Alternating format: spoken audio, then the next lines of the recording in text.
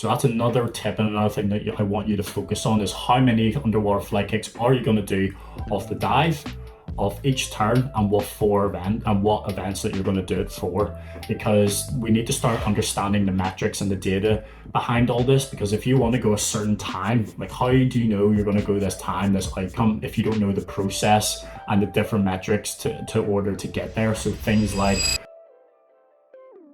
so the first thing we're going to look at is obviously the underwater fly kick, and we're going to have the underwater footage rather than above the surface, because we want to know exactly what's going underneath the water, because this is how we're going to improve our propulsion and increase our accelerations through our fly kicks.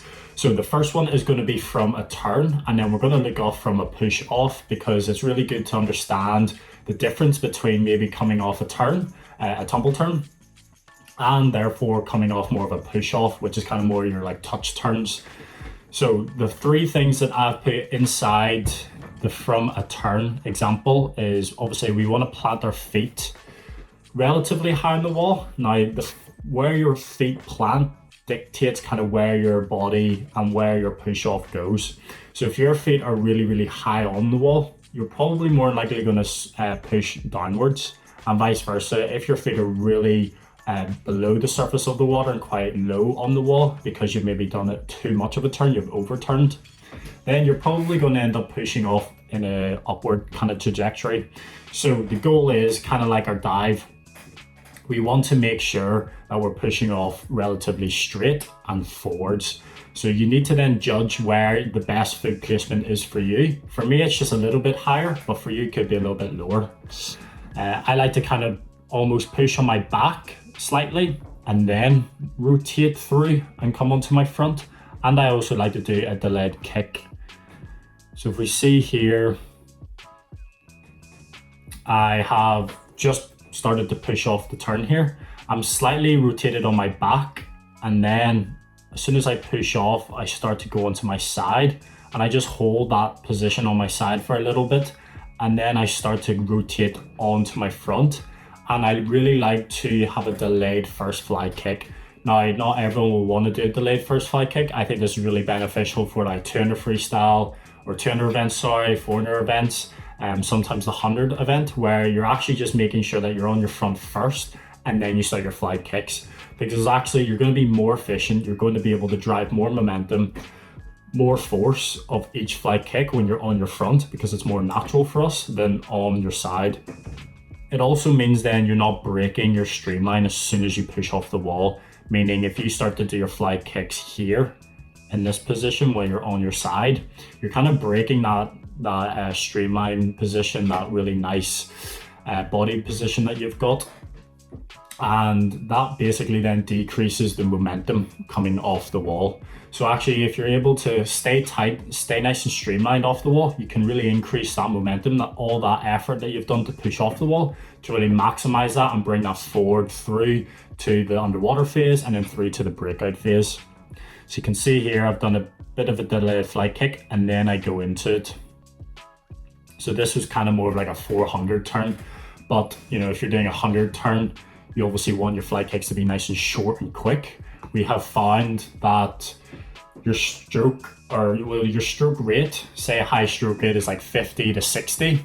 Your stroke rate in terms of your underwater fly kicks, so the rate of your fly kicks, that needs to be like 3 times that. So like 150, for example, if you were to try to do it on a stopwatch, which basically tells us we need to do them really short and really quick and aggressive. The upward kick is just as much as the downward kick. So a lot of people maximize that downward kick, but then forget that upward kick. Both of them need to be the exact same in terms of speed, in terms of the energy that you're giving it, and the force as well relative to that. So it's really important to focus on the delayed fly kick to increase that momentum, but also then the frequency of the fly kicks itself. So if you can see here from the push off, you know, we really want to maintain that streamlined position that we talked about. Our head position is quite neutral in between our arms. So if we have a look at the push off phase, you can see here, I'm coming into that nice streamline that we talked about. We want to make sure that we have this nice streamlined position. I just put it to full screen.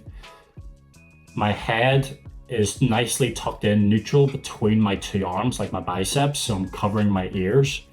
And all we're basically doing is creating this undulation. We want to really maximize this undulation.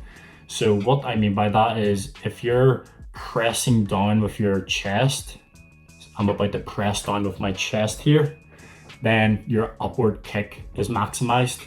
So you can see here my upward kick is coming up, and then vice versa. When I'm kicking down, that's when my body kind of goes in more of an upward trajectory. See that? My kick goes down and my body starts to go into an upward trajectory. This is because I'm really trying to maximize that undulation.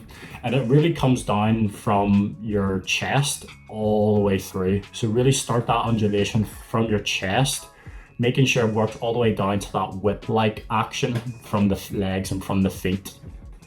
You can see here, I'm really maximizing the downward kick, but I'm also really maximizing the upward kick.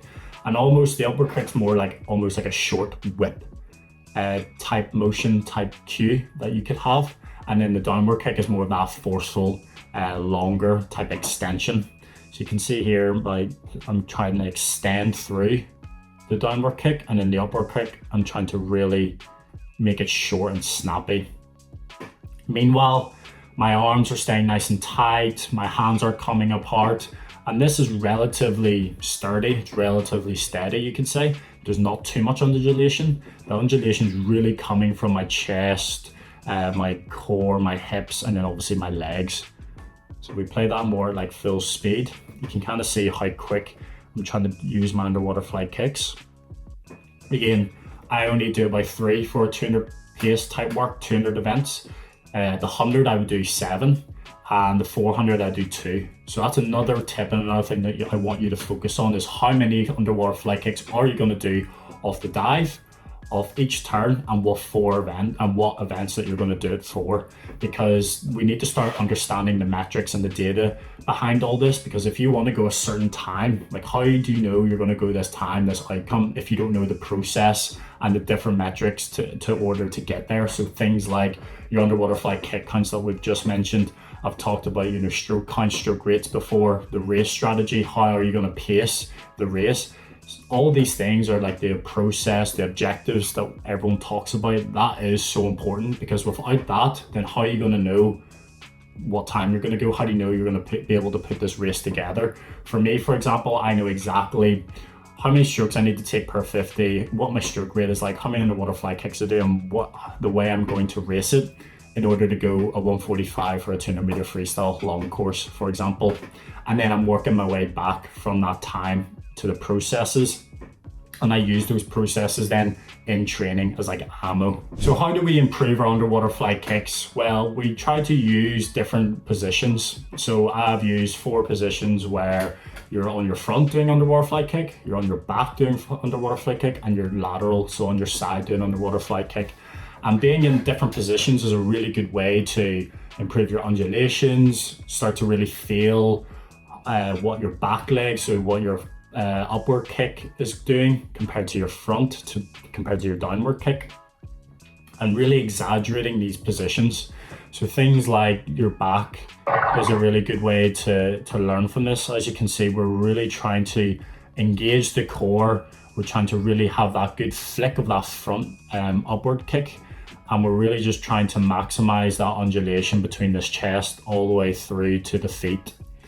So if we watch that again, the upper half, so like the streamline position, is relatively still, and our head is nice and tucked, and all the undulations coming through here, through the hips, and it's almost like that whip-like. Use fins to practice this first, so you can get real nice motion, and then you can start to take off the fins to then practice without it, to really start to challenge yourself. So the front and back are relatively the same. Front, you could either do it in streamline, or you can have your hands down by your side, wear a snorkel, so then you don't have to come up and breathe. On your side then, basically the same thing, except we're having one arm extended, as you can see here, and then the other arm is just by your side.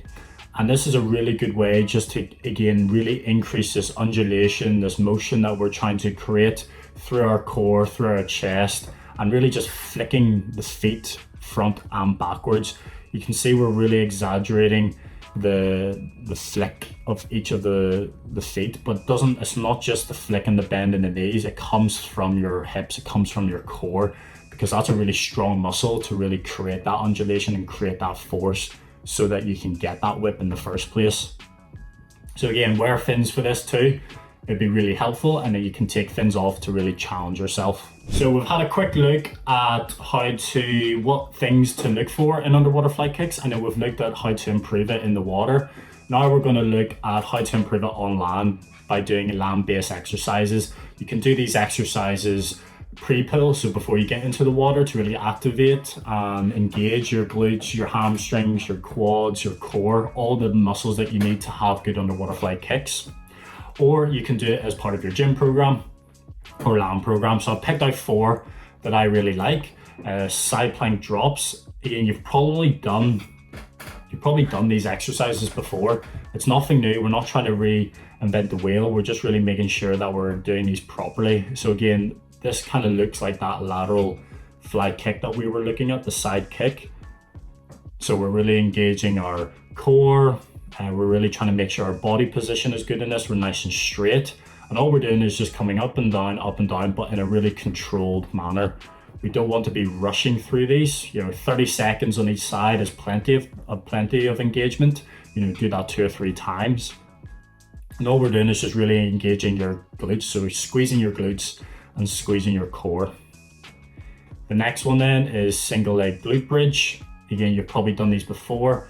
Just really maximizing that upward motion. So really making sure we're coming up there into that extension. Maybe just hold it there for like a couple of seconds and then be really controlled on the way down. We don't want to just slap ourselves back down to the ground. We want to control these movements. That's really important when it comes to these land exercises, is control. Again, one leg is extended, one leg is in the bent position. And all we're doing is just really engaging our glutes, core, and hamstrings, all muscles that relate to the underwater fly kick. Then the same again, but it's more to do with your hamstrings. So this is really good to work your upward fly kick. And it's just basically hamstring walkouts, where you're just slowly walking out to extension and then coming back into that kind of glute bridge position. And then all you're doing is just repeating it. Again, 30 seconds or 4 each side, something like that, is plenty for the hamstring walkouts. And the last one I like to do is shoulder taps. Again, just really puts you in that position of being on the front, and all we're doing is just tapping our shoulders. We're just tapping our shoulders in the plank position, really making sure we're trying to decrease the movement in our shoulders and our core and our glutes. Like, try not to sway as much. Pretend there's like a cup of water on your back that you're trying to balance. And we're just keeping our head neutral, everything is neutral, and all we're doing is just moving our hands to our shoulders, to our opposite shoulders, and again 30 seconds on each side. I hope you found that really useful and beneficial. Remember, some of these things you can create as cues. So what that means is basically just making sure that you're aware of, okay, well, I need to engage my core, I need to focus on my upward kick. Things like that are going to help you make sure that you do it properly when you're in training. And if you like these types of videos, then comment exactly what you want to see next. And the link is in the description to join my academy, where I go through this in more detail on my live calls that I do every single week. There's a 7-day trial on at the moment, so get involved, and I'll see you inside of there or in the next video.